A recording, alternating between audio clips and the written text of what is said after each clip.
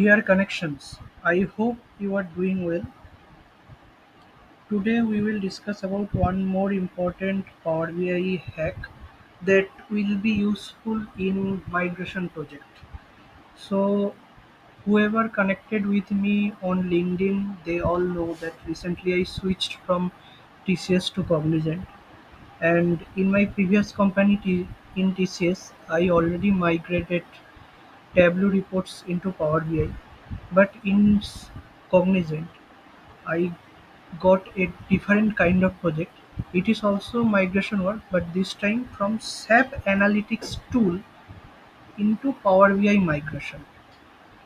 So here also I facing new challenges, and I will come up with new videos to like to make you understand how to resolve this kind of issue.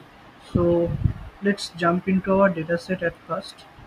So this is like, just imagine this is the data set. Like, I can't show you the SAP Analytics tool. Like, you can see the SAP Analytics tool dashboard was looking like this only. We need to implement exactly same thing into our Power BI desktop, and we got the fact table and dimension table also. And as you can see, the fact table and dimension table has some columns, and the primary key will be year. Based on the year, I have created many to one relationship with single direction. As you can see, this is the relationship thing, like from fact table year, from dimension table year, many to one relationship with single direction. For practicing purpose, you can also create a fictional dataset in your personal laptop to practice this. Okay, so here I already tried to implement the same visual into Power BI desktop, but you can see that thing, the SAP dashboard is not looking exactly same like this, because the actual price and sales price, these things are coming in column format, in column, but we need all the things in row here. So what we need to do, um, I invented one hack. Let me show you the hack step by step. There are three steps. So first step, what you need to do is like, you need to create uh, you need to create the measure set. Obviously the measure set first, like you can see the actual price and sales price. These are the measures which we need to give in the values, and we have created as per the customer expectation. Wait, okay. After that, what you need to do, you need to create a disconnected table. Okay, so this is a disconnected table using DAX. This is the DAX function. I use this DAX function to use this disconnected table called label table. Why it is disconnected? If you see in the model view, label table has no relationship with either dimension table or fact table. Okay, so that means this is a disconnected table. So this is the second step. So after creating the disconnected table, you need to create another measure. So I created another measure called actual and sales measure, like for printing the actual price and sales price.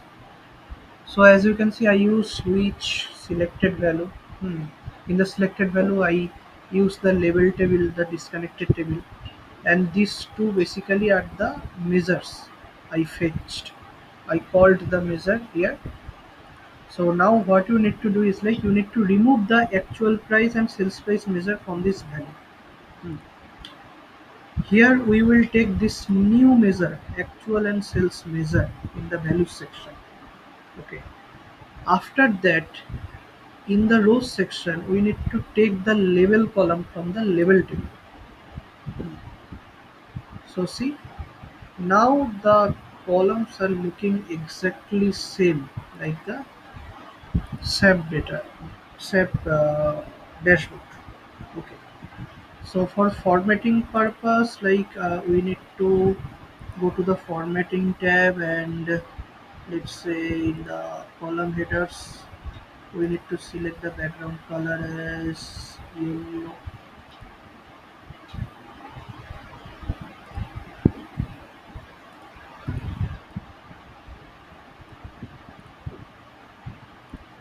We need to select the background color as well. Think I think this color will be fine. And this is the column header. You can change the color in the row header also. In the row header you can change the color. See,